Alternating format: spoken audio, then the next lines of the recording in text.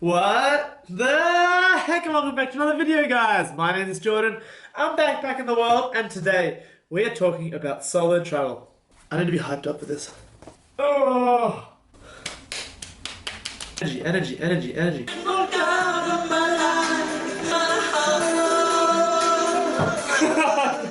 I've got energy now. Let's go. Pros and cons of solo travel with Jordan. As many of you know, I've been solo traveling backpacking for 3 years.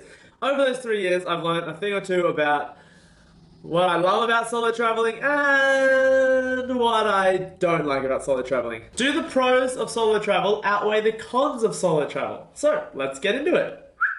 The biggest pro of solo traveling is that you meet more people. This is due to the fact that you are way more approachable when you are alone, because people are intimidated by groups. We all had that one friend that in school, when you talk to them one-on-one, they were great, but then they're in sort of a group that you didn't think you fit into, or they were too cool for you, and you were intimidated. Yes, that's the group effect. So, solo travel's great because you're alone. And because you're alone, you meet more people. You're less intimidating, and you probably smile more.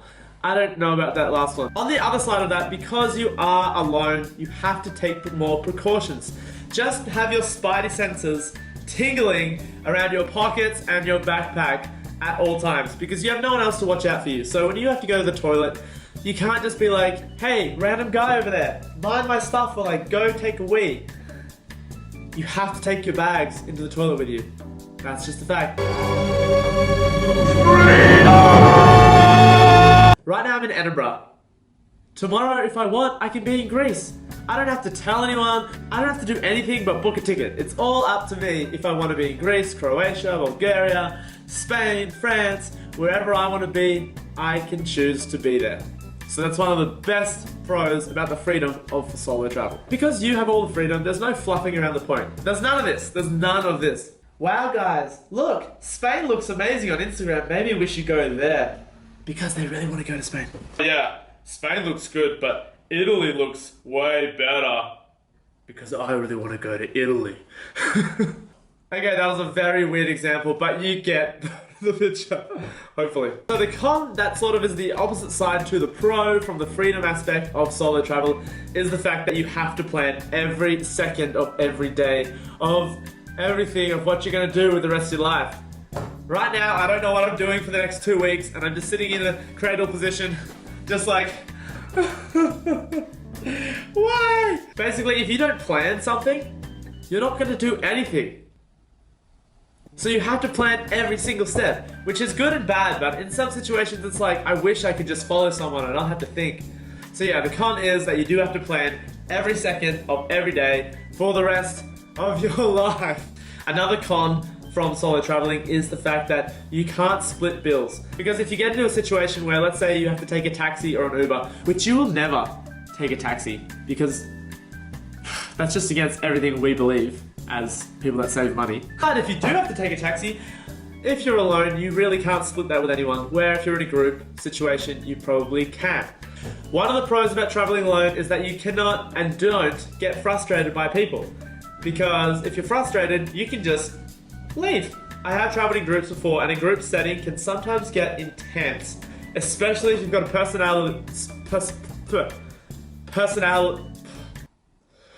personality like me in the car, because, you know, I can be a bit full on sometimes, and some people just can't handle that. So the great thing about solo traveling is that you can just run away, do whatever you want. You can be alone, you can be antisocial, or if you want, you can be social, you can be around people, you can have the option for both.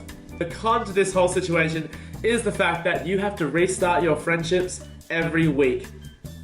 If you're traveling around to a different country or a different location, to a different place every week, you're gonna have to start having the same conversations, building friendships from scratch every place you go to. So, as much as I love the friendships, and I really, really do, the con here is the fact that the conversations about, oh yeah, how long have you been traveling for? Oh, where are you going next? Or how old are you? What did you do at home?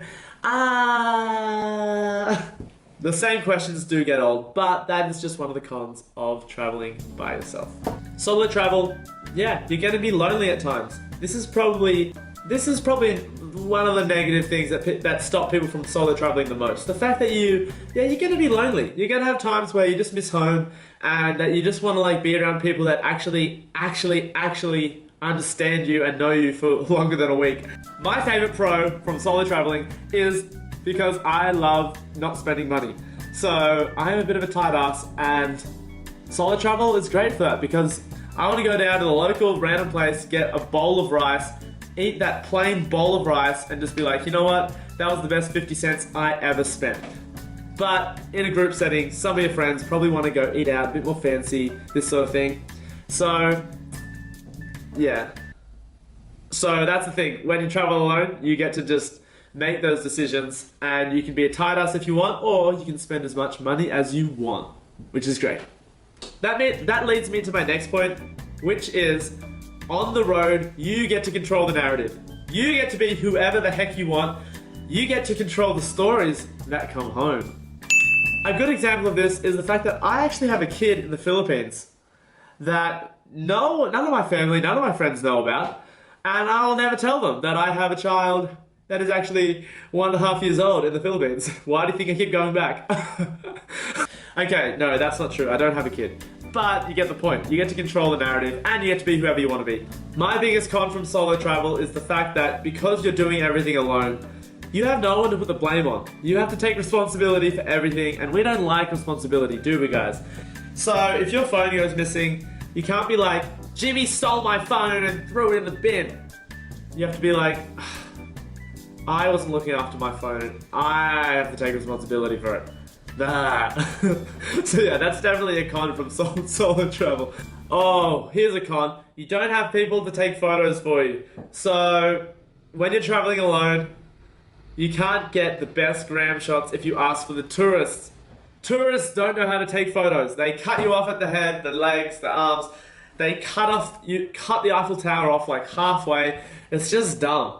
So you have to get a selfie stick and learn how to take a photo with that, which is what I did because tourists suck at taking photos.